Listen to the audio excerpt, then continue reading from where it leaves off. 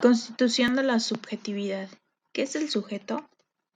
La palabra sujeto deriva del latín subjectum, que es un compuesto de sub y el verbo iatio, que significa poner debajo.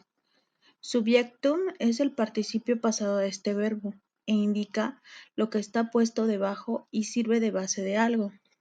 El sujeto es ante nada viviente y en este sentido la existencia es su cualidad. Morin propone abordar la noción del sujeto de forma científica y no metafísica. Propone una definición biológica. Corresponde a la lógica misma del ser vivo.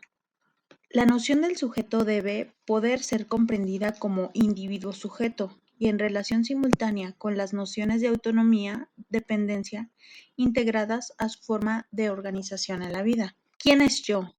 Morin nos dice expresamente que el yo no designa ni un concepto ni un individuo en su entidad singular, sino que constituye la autodesignación por un individuo de la ocupación del puesto único del sujeto. Para llegar a la noción del sujeto es necesario referirse a dos principios subjetivos asociados, principio de exclusión y de inclusión. ¿Qué es el principio de exclusión? El de exclusión refiere a que si bien toda persona puede decir yo, nadie puede decirlo por mí. Yo es una cosa absolutamente única. El principio de inclusión, pero este principio es inseparable del de inclusión, que hace que podamos integrar en nuestra subjetividad personal a otros sujetos y conformar una subjetividad colectiva, nosotros. La filosofía y la ciencia tienen dos perspectivas variantes.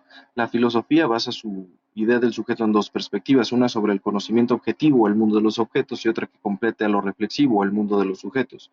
Es así cuando reflexionamos al sujeto que se vuelve fundante de la verdad y es ahí donde encontramos el ego trascendental kantiano, es decir, el a priori, el que podemos concebir antes de.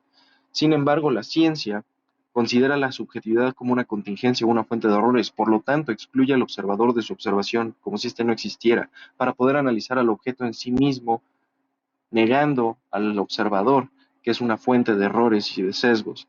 Por lo tanto, se ha concebido que la personalidad del observador está determinado y lo que hay que analizar es el objeto como tal.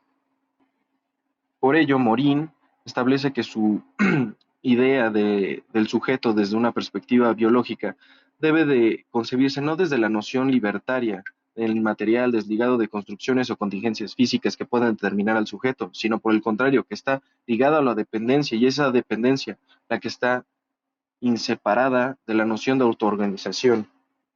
Es por ello que alude a la paradoja de la autoorganización de Heinz von Foerster, que establece que para que haya una autonomía debe haber un trabajo, una construcción, en virtud del segundo principio de la termodinámica o de la entropía, donde es necesario que se extraiga la energía exterior, es decir, dependemos del mundo y de su información caótica, que es entrópica, que se organiza según la probabilidad. Entonces, el sujeto para poder ser autónomo debe de extraer información del exterior a fin de organizar su comportamiento. Por lo tanto, en la autonomía hay una profunda dependencia energética, informática y organizativa. Pero para ello, primero debe haber un principio que establezca que el sujeto puede referirse a sí mismo sin caer en una cuestión de inclusión o de exclusión, y para ello está el principio de autorreferencia. Y con este principio el sujeto puede tratarse a sí mismo, porque hay un mínimo de objetivación al sí mismo, mientras permanece el yo sin desaparecer, sin adentrarnos en uno o en otro, ni que se desvanezcan. Pero para referirse a sí mismo tiene que referirse al mundo externo, como habíamos mencionado. Y es este proceso el constitutivo de la identidad subjetiva, y así opera la cuestión dual y dialéctica entre el sí y el no sí, el mí y el no mí, entre el yo y los otros. Es así como el sujeto, la cultura, existe una disyunción, un sentimiento donde el sujeto, mientras ve otros sujetos, no se concibe a sí mismo y también se disuelve la parte del otro sujeto, o existen los otros o existo yo. Y existe esta disyunción confusa y permanente en nuestra cultura desde el siglo XVII. Por tanto, se propone la idea de la especie y el individuo, esta relación en la que la especie es considerada como un patrón, un modelo en el que los ejemplares particulares, los cuales son los individuos, formalizan una especie. Sin embargo, muchas veces se confunde y o es el individuo o es la especie. Sin embargo, se ha propuesto una complementariedad, pues como decimos, no se excluyen en esencia, pero sí lógicamente, puesto que nosotros somos tanto productos como productores, es decir, es un ciclo autopoyético.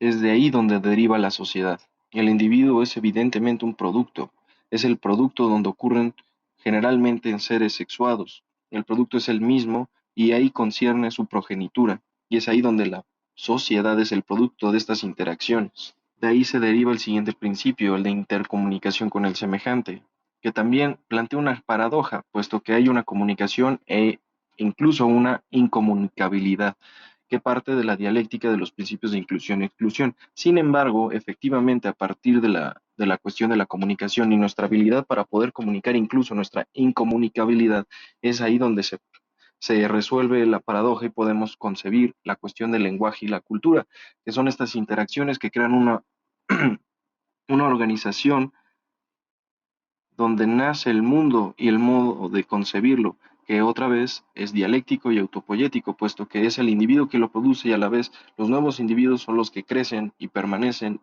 ontogénicamente a partir de él.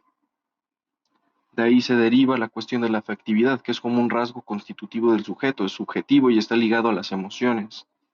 Sin embargo, esto es un indicio de que está ligado a un desarrollo pues, superior del sujeto, como una manera de comunicarnos, de generar afecto y de comunicarnos. Pero al final siempre existe una tragedia del cogito, que es a partir del principio de incertidumbre, que nos dice que nunca se sabe en qué momento soy yo quien habla. Es el momento en el que yo no sé si hay alguien que habla por mí o soy yo. Y por hablar por mí no es que alguien más esté hablando necesariamente por mí a través de mí, sino que es el lenguaje, una construcción intersubjetiva de muchos individuos, los que hablan a través de mí mediante un lenguaje en el que yo crecí y que yo mismo sigo produciendo.